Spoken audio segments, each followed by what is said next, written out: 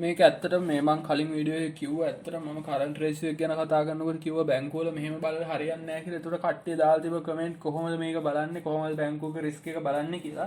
ඇත්තටම බැංකුවක් බෑන්ක්‍රප්ට් වෙන සැටි සහ එතනින් ගියාම කොහොමද මේ බැංකුව කොච්චර රිස්ක් එකක් අරන් තියනවද කියන එක තමයි මේ ලෙසන් එකෙන් කතා කරන්න හදන්නේ. මේක ටිකක් කොම්ප්ලිකේට් එකයි හරියට අහගෙන ඉන්න. අනිත් එක මේවා ස්කිප් කර කර යවලා නම් ඔයාලට දැනුමක් ගන්න බෑ. බොරුවට එහෙම ස්ටොක් මාකට් එක ගැන වෙන කට්ටියකින් අහලා කරන්න පුළුවන් සබ්ජෙක්ට් එකක් නෙමෙයි. ඔයාලට බ්‍රෝකර්ගේ ඇඩ්වයිස් වලින් අරයාගේ මෙයාගෙන් කරලා යාළුවන්ගෙන් අහලා එහෙම කරන්න පුළුවන් එකක් නෙමෙයි. Tamanටම මේක මේකල්ලා කරන්න බැරි නම් මේක මම කියන්නේ අතෑරලා දාන්න බොරු වැඩ.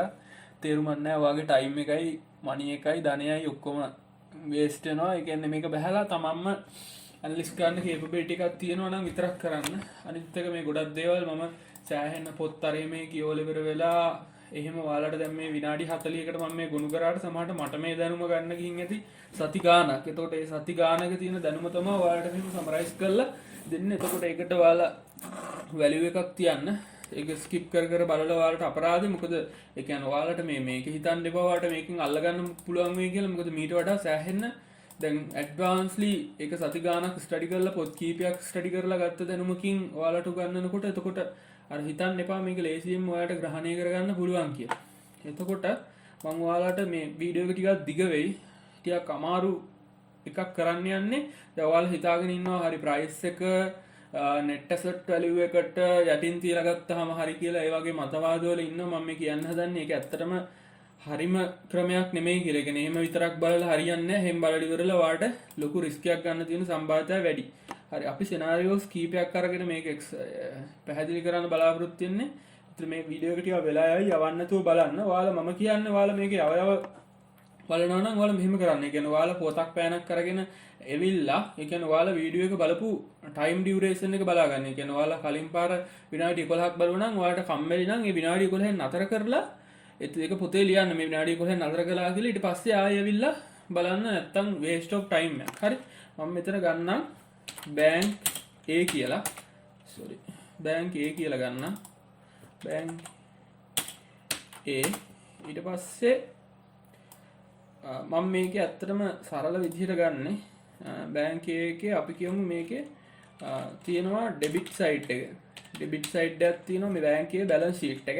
බැලන්ස් ෂීට් එක ඩෙබිට් සයිඩ් එක තියෙනවා. ඊළඟට ක්‍රෙඩිට් සයිඩ් එක තියෙනවා. එතකොට ඩෙබිට් සයිඩ් එකේ ඔයාලා දන්නවා ඔයාලා දීපු ලෝන්ස් තියෙන්නේ ක්‍රෙඩිට් සයිඩ් එක. බැංකුව වල තියෙන පටන් ගන්නවා කියලා හිතන්නකො. ඒතකොට ක්‍රෙඩිට් සයිඩ් එකේ මොකක්ද තියෙන්නේ? කැපිටල් දානවා කවුරු හරි කෙනෙක්. කැපිටල් එක රුපියල් 100ක් දානවා. හරි මම මේ හිනා සරල කරලා කරන්නේ මේක මීට වඩා කොම්ප්ලිකේටඩ්. හරි කැපිටල් 100ක් දාලා ඉවර වෙලා ෆික්ස්ඩ් ඩිපොසිට් ගන්නවා බැංකුවට 900ක්. එතකොට මේකේ සම්මයක් විදිහට ගත්තන් පස්සේ සේරම තියෙනවා 900යි 100යි 1000යි.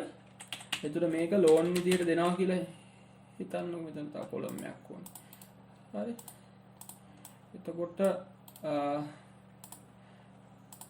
හරි ලෝන් විදිහට අපි දෙනවා කියලා හිතන්න මේ 1000ම. දැන් මේකේ සෙන්ට්‍රල් බැංක් එකේ තියන්න ඕන මාජින් තියෙනවා. ඔහොම කතන්දර ගොඩක් තියෙනවා. හැබැයි මේක ඔයාලා මේ මොනවාද මේ මතක තියාගන්න. ඒ කියන්නේ එහෙම ගොඩක් දේවල් තියෙනවා. නමුත් මේක අපි මේ ලර්නින් පර්පස් කරන හින්දා ඒවා අපි අමතක කරමු. මේ සරලව මට කියලා දෙන්න ඕනේ. එතකොට ඔයාලට සේරම මේ ඒ කියන්නේ ඇසට් සයිඩ් එක බැලන්ස් ෂීට් එකේ තියෙනවා මෙන්න මේ ප්‍රමාණය. ඒතර අපිට පැහැදිලි වෙන්න මේකක් දාගමු අපි. එතකොට 1000යි බැලන්ස් ෂීට් එක බැලන්ස් වෙනවා. ඒතර ඔයා හිතන්න මේකේ තියෙන්නේ ෂෙයාර්ස් තියෙනවා. නම්බර් ඔෆ් ෂෙයාර්ස් තියෙනවා 10ක් කියලා හිතන්න. එතකොට නම්බර් ඔෆ් ෂෙයාර්ස් 10යි නම් net asset value එක කීයද? net asset value ගන්නේ කොහොමද? එක්කවා බෙදනවා.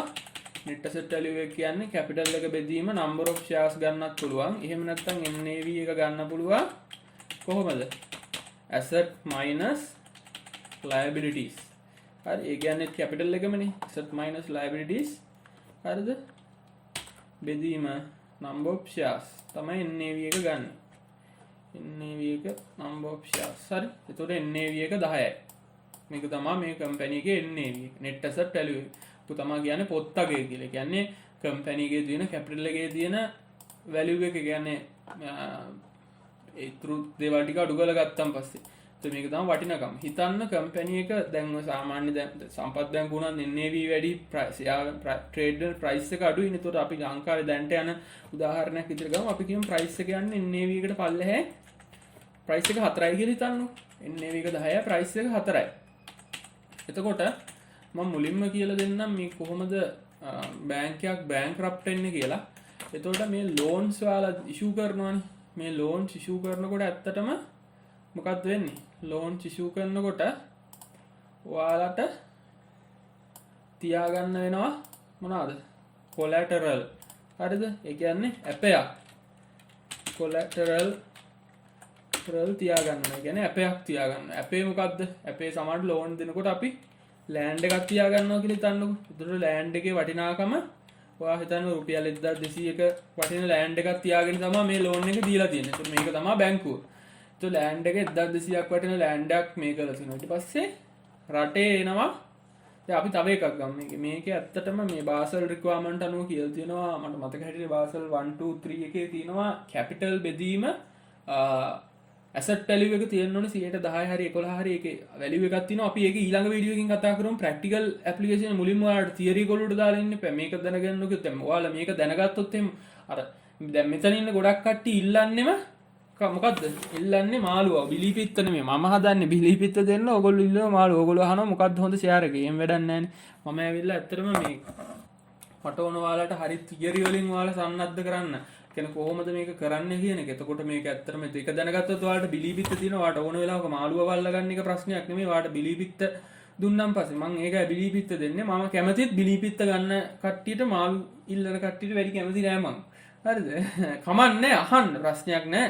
ප්‍රශ්න තියෙනවා නම් අහන්න මම කැමතියි. ඒ කියන්නේ ඔයගොල්ලොත් එක්ක ගමනක් යනවා. නමුත් බිලිපිත්ත තමයි වැදගත් වෙන්නේ. එහෙම කට්ටිය තමයි ලෝකෙට ඉම්පැක්ට් එකක් කරන්නේ. අර මාළු ඉල්ලන කම්මැලි කට්ටිය නෙමෙයි. ඊළඟට මම කතා කරගෙන අපි ගත්ත අමතුගුණා දැන් කතා කර ඉඳී කොලැටරල් ලෑන්ඩ්. හරිද? ලෑන්ඩ් වැලියු එක දැන්. ඒ කියන්නේ මේක කරලා තියෙන ඇත්තටම debt to equity to මේවා රේෂියෝ එක තියාගන්න ඕන ලිමිට් එකක් තියෙනවා බාසල් රික්වයර්මන්ට් වල. බාසල් රික්වයර්මන්ට් වල ඒක තමයි මම අන්තිමට එන්නේ. මුලින්ම කතා කරමු කොහොමද මේකේ මේ වගේ වීඩියෝ එකක් ඇත්තටම පැහැදිලිව මේක මේ එක්සැම්පල් එක කරන්න හරි අමාරුයි. මේක මොකද මාත් ෆස්ට් ටයිම් කරන්නේ. කියන්නේ මේ මීට කලින් මම උගන්නලා නැහැ මෙහෙම. ඒ කියන්නේ මේ විදිහට උගන්නලා නැහැ. මම කරලා තිබ්බට ප්‍රායෝගිකව. නමුත් මේක උගන්නනකොට අර පොඩ්ඩක් පැටලෙන ගතියක් තියෙනවා. කොහොමද ඊළඟ ස්ටෙප් එක මොකක්ද කියලා. මොකද මගේ ඔළුවේ කරුණු ගොඩක් තියෙනවා. එතකොට දැන් මෙතන ලෑන්ඩ් මෙච්චර තියෙනවා. එතකොට ලංකාවේ වා හිතන්නේ දැන් ලෑන්ඩ් වල වටිනාකම 1200යිනේ. 1200යි. මේක ඇවිල්ලා රුපී වැලියු එක. හරිද? රුපී වැලියු එක. රුපී වැලියු එක. දැන් එතකොට ඔයාලා දැකලා නැති සමහර කාර්වලට අර දැන් ලීමන් බ්‍රදර්ස් කොහොමද කොලැප්ස් වුනේ මේ බැංකුවක් බංකොලොත් වෙන හැටි මම කියන්නේ. දැන් මේක රුපී වැලියු එකක්. ඒතකොට ලංකාවේ මොකක් හරි දුර්භික්ෂයක් කරේ එන ප්‍රශ්න ගොඩක් ඇවිල්ලි ඉවර වෙලා මේ ලෑන්ඩ් වල වටිනාකම අඩු වෙලා යනවා. එහෙම අඩු වෙන වෙලාවල් තියෙනවා. ඒ කියන්නේ දැන් ලීමන් බ්‍රදර්ස් වගේ උනේ ඒගොල්ලෝ හවුසින් ලෝන්ස්. ඒ කියන්නේ ලීමන් බ්‍රදර්ස් එක කොලැප්ස් උනේ හවුසින් ලෝන් අර්බුදයක් කියලා සමහරට ඔයාලට අහලා ඇති. හවුසින් ලෝන් දීලා ඒවා අන්තිමට ගෙවන්න නැතුව. හරිද? එතකොට එහෙම ප්‍රශ්නයක් තමයි උනේ. එතකොට ඒක ඔයාලා ස්ටඩි කරලා බලන්න. දැන් මම ඊයේ නොලෙජ් හැම එකම එකතු කරලා තමයි මෙතන ඔයාලට දෙන්නේ. ඇත්තටම ඔයාලට මාර වාසි මේක. ඔයාලා මේවා ස්කිප් කර බලන්න එපා. මොකද හැම ගොඩක් දේවල් බලලා සති ගානක නොලෙජ් එක වීඩියෝ එකකට විනාඩි 30කට ගහනවා කියන්නේ ඒක ස්කිප් කර බලන්නේ කිසිම තේරුමක් නැහැ ඔයාලට. හරි. එතකොට මේකේ ලෑන්ඩ් වල වැලියු එක වැලියු එක බහිනවා කියලා හිතන්න මොකක් හරි ලොකු අර්බුදයක් ඇවිල්ලා ලෑන්ඩ් වල වැලියු එක බහිනවා රුපියල් 800ට බැස්ස කියලා හිතන්නකො. හරිද? ලෑන්ඩ් වල වැලියු එක රුපියල් 800ට බහිනවා. එතකොට දැන් ඔයා ලෝන් එකක් ගත්තා නම් එතකොට ඔයාගේ ලෑන්ඩ් එකේ දැන් ඔයා ඒකට ඇපේට තියලා තියෙන ලෑන්ඩ් එකේ වටිනාකම රුපියල් 800 නම් ඔයාට ලෝන් එක ගෙවන්න තියෙනවා රුපියල් 1000ක් නම් ඔයා ලෝන් එක ගෙවනවද? අහලා බලන්න තමන්ගෙන් ප්‍රශ්නයක්. will you pay the loan? ඒ කියන්නේ ඔයාගේ ඉඩමේ වටිනාකම 800යි. ඒක තමයි ලීමන් බ්‍රදර්ස් කොලැප්ස් වුනේ. මට මතක හැටියට මේ හවුසින් මේකෙදි හවුස් වල වටිනාකම අඩු වෙලා ගියා. ඒක එක ක්‍රයිසිස් එකක් ඇවිල්ලා හවුසින් බබල් එකක් ඇවිල්ලා. ඒතර ඒකත් එක්ක ඔයා මේ ලෝන් එක ගෙවනවාද? ඔයා එතකොට ලෝන් එක ගෙවන්නේ නෑ පුතා. හරිද? එතකොට ඔයා ලෝන් එක ගෙවන්නේ නෑ. මිනිස්සු ලෝන්ස් ඩිපෝට් කරනවා. එතකොට ලෝන් වැලියු එකට මොකද වෙන්නේ? එතකොට ලෝන් වැලියු එකට මොකද වෙන්නේ? හරි. මේ ලෝන් වැලියු එකට මොකද වෙන්නේ? එතකොට ලෝන් වැලියු එක අඩු වෙනවා. reduce to like ඒ කියන්නේ අපි කියමු loan value එක ඒ කියන්නේ loan වල වටිනාකම අඩු වෙනවා මොකද bad debt එනවනේ ඒතර loan එක මේකල දාන්න ඒ කියන්නේ කපා හරින්න ඒතර bad debt ආවම මොකද වෙන්නේ bad debt ආවම loan value එක ඔයා හිතන්න loan වල වටිනාකම 800ක් වෙනවා හරිද ඒතර ඒ 800 අපි දාගමු මෙතන 800යි කියලා මෙතන 800ක් ආවම 200ක් අඩු වෙනවනේ 200ක් අඩු වුණාම අපිට ඒක profit විදිහට මේකෙන් minus කරන්න වෙනවා මේ දැන් මෙතන 800 වුණාම මෙතනත් 800 වෙනවා හරි මෙතනත් 800 වෙනවා හරි તો මෙතන 800ට බැලන්ස් කරන්න නම් මොකද්ද කරන්න ඕනේ මෙතන කැපිටල් වලින් අරගේ loss එක විදිහට අපිට bad debt ටික අඩු කරන්න වෙනවා එතකොට -100ක් තමයි එන්නේ හරි කැපිටල් එක -100ක් වුණා වලට පේනවා ඇති හරි කැපිටල් එක එතකොට -100ක් වුණා කැපිටල් එක -100ක් වුණා නම් NAV එක new NAV එක කීයද new NAV එක කැපිටල් එක බෙදනවා 10යි ඒක කීයද -10 කියන්නේ මොකද්ද company bankrupted හරිද එතකොට company bankrupted ඒකට තේරෙනවා ඇති කොහොමද මේ බැංකුවක් bankrupt වෙන හැටි කියලා. එතකොට මම කිව්වා ඔයාලට අර NAV එකකින් විතරක් බලන්න බෑ කියන එක. හරිද? NAV එකකින් විතරක් බලන්න බෑ කියන එක. එතකොට කොහොමද බලන්නේ? එතකොට මේකේ අපි කැල් කරමු. මේ එක්සැම්පල් එකේ අපි එතකොට දාගමු ඇත්තටම අපි කලින් තිබිච්ච විදිහට අපි ගමු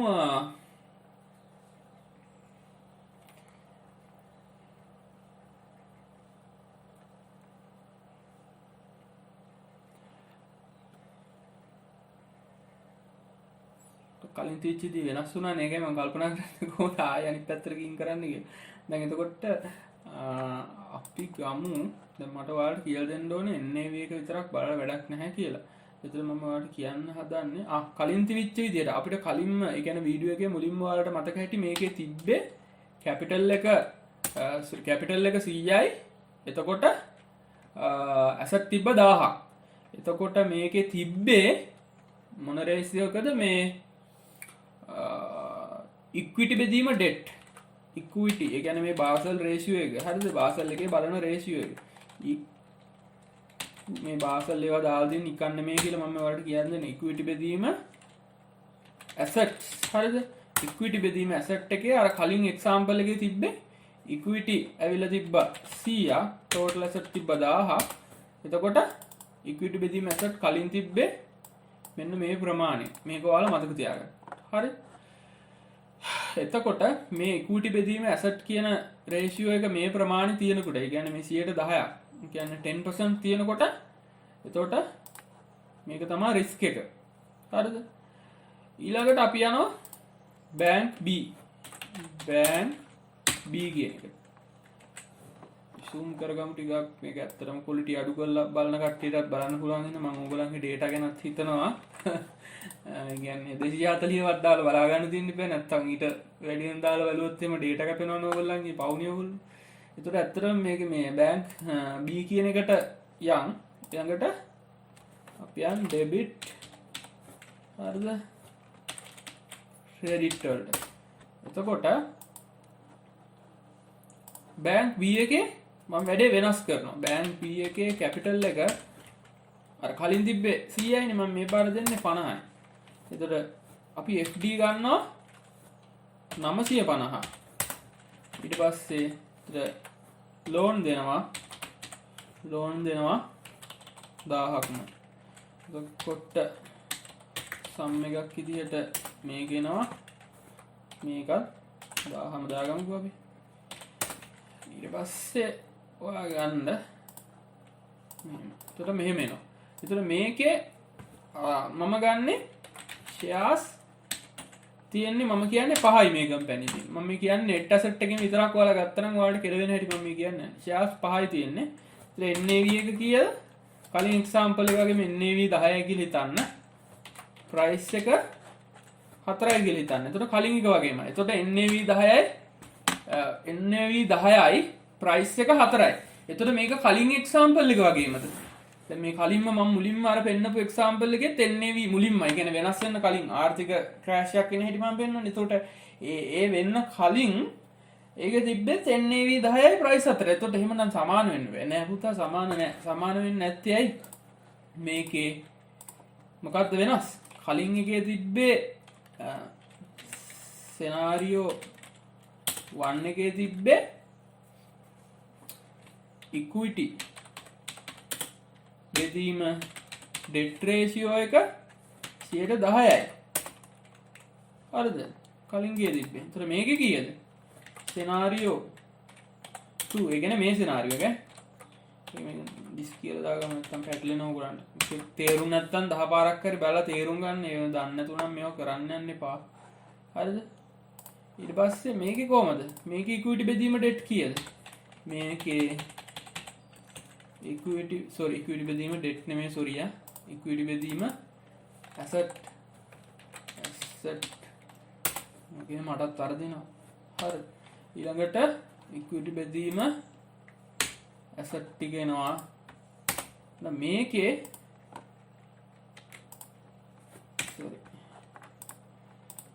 එතකොට ඔයාලට පේනවා ඇති පළවෙනි එක්සාම්පල් එකේ ඉක්විටි බෙදීම ඇසට් 10%ක් එනවා.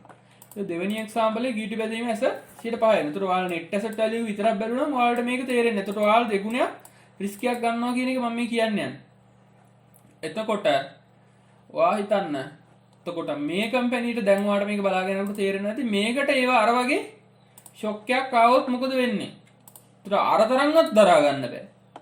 මම මේ කියන්නේ මේ දැන් අරකට NAV දැන් මේ කලින් එකේදී මෙතන 1200 වටින එක 800 වුණාම ලෝන් වැලියු එක 800ට අඩු වුණාම ආයද NAV එක 10ක් වුණානේ. හරිද? NAV එක 10ක් වුණා. ඒතර මේකේ අඩු වුණොත් මොනවා වේද? මේකේ අඩු වුණොත් ඊටත් අමාරු වෙනවා. මම දන්නේ නැහැ තේරෙයිද කියලා මේවා. බලන්න ඔයාලා කරලා ඉවරලා මේකේ ඔයා හිතන්න ලෝන් දීලා දිනවා 1200කට ආර්ථිකය අමාරු වුණා. හරිද? ආර්ථිකය අමාරු වුණා.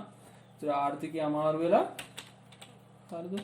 සෝරි මේක ඇවිල්ලා ලෝන් වැලියු එක මේක ඇවිල්ලා ලෑන්ඩ් වැලියු එක හරිද? සෝරි ලෑන්ඩ් වල තමයි මේකේ කොලැටරල් අරන් තියෙන්නේ. එතකොට ලෑන්ඩ් වැලියු එක අඩු වුණා 800කට. ඊටසේ ලෝන් වැලියු එක අඩු වුණා 800කට. ඒතර එහෙම වුණා නම් හරිද? එහෙම වුණා නම් සේම් ඉම්පැක්ට් එක ආවම පස්සේ මේක අපිට 800ක් වෙනවා. එතකොට මෙතන වෙනවා 800ක්. හරි. ටයිප් කරලා මෙතන 800ක් වෙනවා. එහෙමනම් එතකොට මෙතන කීයක් වෙන්න ඕනද කැපිටල් එක? කැපිටල් -150ක් කිය යුතුයිනේ. එතකොටනේ 800 හැදෙන්නේ. හරි. මේ දෙකේ එකතුව 800 හැදෙනවා. කැපිටල් එක -150ක් වෙනවා. අර ලොස් එක ඇඩ්ජස්ට් වෙලා. නේද? මේ වැරදි නම් කියන්නේ කමෙන්ට් එකක් දාන්න. ඒ කියන්නේ මෙතන දැන් මෙතන 800 නම් මෙතන 800 වෙනවා. ලෝන් වැලියු එක ඩිප්‍රීසියේට් වෙනවා 200කින්. ඒක කැපිටල් එක 50යි තිබ්බේ දැන් මෙතන 150 වෙනවා. එතකොට new NAV එක කීයද? new NAV එක කීයද? new NAV එක කැපිටල් බෙදීම shares 5යි මේක. new NAV එක 30යි. අන්න ඔයාලට තේරෙනවද රිස්ක් එක? අන්න ඒකයි පුතා රිස්ක් එක. දැන් ඔයා මෙතන බලනවා NAV එක විතරක්. NAV 10යි. NAV විතරක් බැලුවාම ඇති කියලා වෙලා මේකේ NAV හොඳයි කියලා ගන්නවා. දැන් මේකේ කැපිටල් ස්ට්‍රක්චර් එක 10යි. ඒතර කැපිටල් ස්ට්‍රක්චර් එක පහ වුණාම නේ මේකේ කැපිටල් මෙතන 5යි එන්න ඕන. මේ කලින් වෙනස් වෙලා හින්දා මෙතන දෙවෙනි එකේ 5යිනේ ආවේ. ඒතර පොඩි ෂොක් එකකට NAV 30 වුණා. මෙතන පළවෙනි එක්සැම්පල් එකේදී ඉක්විටි ඇසට් රේෂියෝ එක 10 තියෙද්දි NAV ගියේ පොඩි ෂොක් එකකට. ඒ කියන්නේ අපි කියමු අපි නිතරම කරේ මේ වැලියු එක 800 200කින් අඩු කරපු කියන්නේ සෙනාරියෝ දෙකේම කරේ. ඒතර දෙකේම NAV එක මේකේ ගියේ මන්තක හැටියට ඍණ -10යි. මේකේ මයිනස් 10යි මේකේ NAV එක මයිනස් 30 වුණා. ඉතින් ඔයාලා තේරෙනවා ඇති මේ කැපිටල් ස්ට්‍රක්චර් එකේ තියෙන වැදගත්කම. ඒ කියන්නේ ඉක්විටි එක වැඩි වුණාම කොහොමද මේකේ රිස්ක් එක අඩු වෙන්නේ කියලා. ඒතර මේ එක්සාම්පල් දෙක වලට මේ වීඩියෝ එක තේරෙන්නේ නැත්නම් මේක කීප වතාවක් බලන්න. එතකොට මේ ඇත්තටම මේ ඉක්විටි බෙදීම ඇසෙට් රේෂියෝ එක හරිම වැදගත් බැංකුවල. ඊළඟට NPL non performing loans කොච්චර තියෙනවද කියන එක වැදගත්. මේකේ කරන්ට් රේෂියෝ එකට වඩා මේවා තමයි ගොඩක්ම බැංකුවල අපි බලන්න ඕන.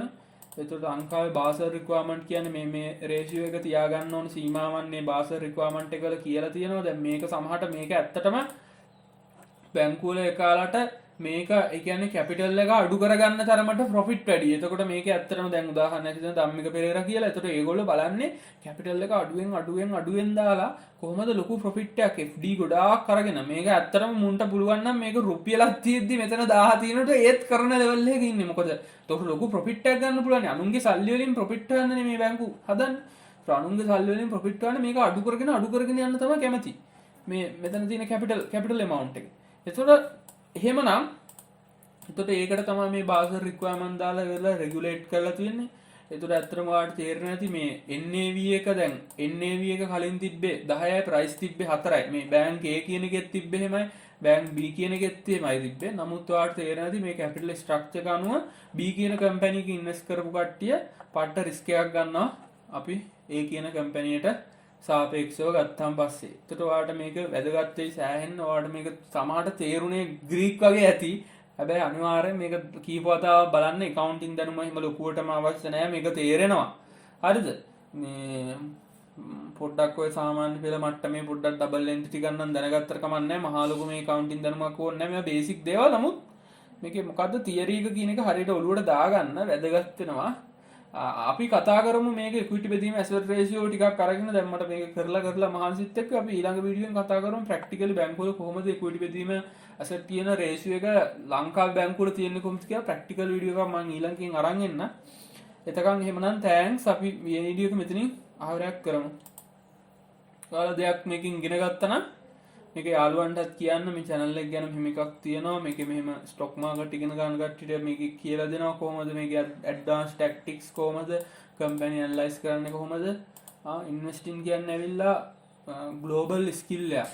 ඒතර මේකේ මම ඔයාලට කියන්න ඕන දෙයක් තමයි ඔයාලා දැකලා තියෙනවද? මම තව ටිකක් කතා කරන්නකෝ. ඔයාලා දැකලා තියෙනවද මේ ලංකාවේ මිනිස්සු ගිහිල්ලා දැන් ඔය පිටරටවල සුද්ධ වෙනවනේ ලංකාවට සැරින් සැරේට. ඒතකොට සුද්ධ ලංකාවට සැරින් සැරේට ඇවිල්ලි ඉවර වෙලා උන් ඇවිල්ලා එහෙම ඇවිදලා ආතල් අරන් යනවා. ඒතකොට ලංකාවේ දැන් සුද්ධ එහෙම එනවනේ උන්ගේ එහෙම එනවා. ඒතකොට ඔයාලා දැකලා ලංකාවේ වුන් පිටරට ගිහිල්ලා එහෙම ආතල් අරන් එනවා.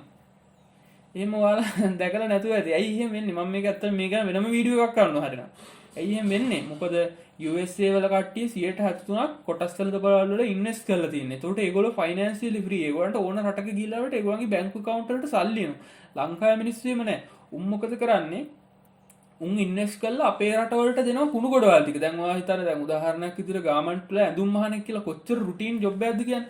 ඒ රුටීන් මන්ඩේන් වර්ක් ටික ඔක්කොම දෙනවා මේ වගේ අපි වගේ දුප්පත් රටවලට දීලා ඉවර වෙලා උන් බොහොම මේ සැප විඳින සිස්ටම් එකක් තමයි මෙතන යන්නේ. මේක මේ දොස්තරලා ඉංජිනේරු හැදුවා කියලා මෙතන මේ රට දියුණු කරන්න බෑ. මේක ඇත්තටම ඉන්වෙස්ට්මන්ට් ගේම් එකක් තියෙන්නේ. මේක උනේ ඇත්තටම 1000 වර ගණන් වල ඔය කාල් මාස්කි විප්ලවයක් එනවනේ මේ මොනවාද සමාජවාදී කියලා. සමාජවාදී හැදුනෙත් මේකයි. උන්ගේ රටවල් වල මේ ධනවාදී කියන එක පටන් ගත්තට පස්සේ ෆැක්ටරි හදලා මිනිස්සුන්ගේ මරව බැඩ ගත්තා. ඒතර මේ වැඩ ගන්නකොට මිනිස්සු වට විරුද්ධ වුණා. විරුද්ධ වුණාම මේ වගේ තියෙන නීති රෙගුලාසි පොඩ්ඩක් අඩු කරලා උන් ඒවා කරන්න ගත්තා. දැන් උන් කරන්නේ උන්ගේ තියෙන ඔක්කොටම මේ ඉන්වෙස්ටිං කියන සබ්ජෙක්ට් එක කරලා ඉවර වෙලා උන්ගේ 63කට වඩා කොටස් වෙනතපළවල් වල වෙන වෙන දේවල් වල ඉන්වෙස්ට් කරලා ෆයිනෑන්ෂියලි ෆ්‍රී වෙලා තියෙන්නේ. ඒතර උන් කරන්නේ මොකද්ද? උන් ඒ වගේ බහුජාතික සමාගම් හරහා ලංකාවේ රටවලට එවුණා උන්ගේ ආම් එක. ඒ කියන්නේ දැන් උදාහරණයක් විදිහට යුනිලීවර් හරි මොකක් හරි කියලා ලංකාවේ. ඒතකොට ලංකාවේ තියෙන මිනිස්සුන් ඒ වගේ වැඩ කරනවා සහ ඒ වගේ හම්බෙන සල්ලි ටිකත් උන්ගේ රටවලට ඇදලා උන් නිකන් ඉන්නවා. අපි වගේ දුප්පත් රටවල එමු මොනවද කරන්නේ වැඩ කරනවා. එහෙම වෙලා තින්නේ අපි ඉන්වෙස්ට් කරන්නේ නැති නිසා. අපි කරන්නේ ගිහිල්ලා උන්ගේ වහල්ලු විදිහට වැඩ කරන එක සහ මොනවද කරන්නේ? අපි වහල්ලු විදිහට හැමදාම වැඩ කරනවා. උන් ඉන්වෙස්ට් කරලා උන් නිකන් ඉඳලා ලෝක වටේ සංචාරය කර ආතල් එකේ ඉන්නකොට අපි උන්ට සල්ලි හම්බ කරලා ඩිවිඩන්ඩ් චෙක් එක ගන්නට එංගලන්තයට යවනවා යුනිවර් හෙඩ් ඔෆිස් එකට.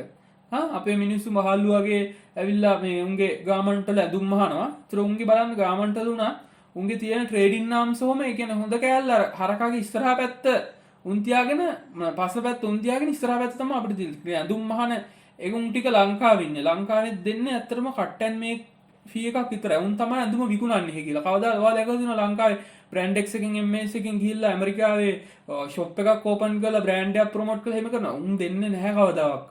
දෙන්නේ නැහැ කවදාවත්. ඇයි දෙන්නේ නැත්තේ? උන් යතුරු තියාගෙන ඉන්නේ. මම හදන්නේ ඇත්තටම මේ channel එකෙන් ඇත්තටම හදන්නේ මේ යතුරු කඩන්න. මේ යතුරු කඩන්න මනස හදන්න. ඒ මනස හදන්න නැතුව උඹලට කවදාවත් ගොඩ එන්න බෑ. උත්තර මතක තියාගන්න. ඒ මනස හදන්න ඔයාලගේ යාළුවන්ටත් මේක කතා කරන්න. මේක අමාරු වෙන්න පුළුවන් පොඩ්ඩක් ගණිතයේ තියෙන්න පුළුවන්. මේ ගණිතයේ වැඩකුත් නෑ මේකට. මේකට ඕන උනන්දුව විතරයි. මහලුක අධ්‍යාපනයක් ඕනේ නෑ.